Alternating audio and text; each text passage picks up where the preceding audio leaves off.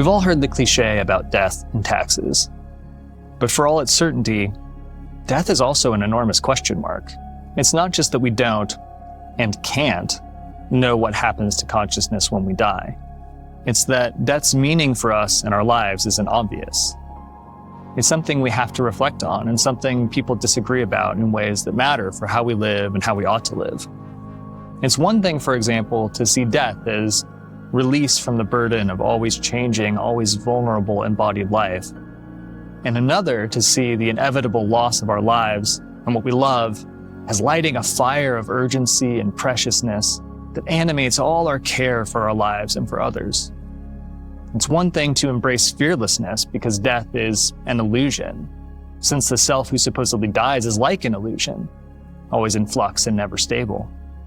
It's quite another thing to see death as the enemy of flourishing life, and to hope that God will rescue us from it.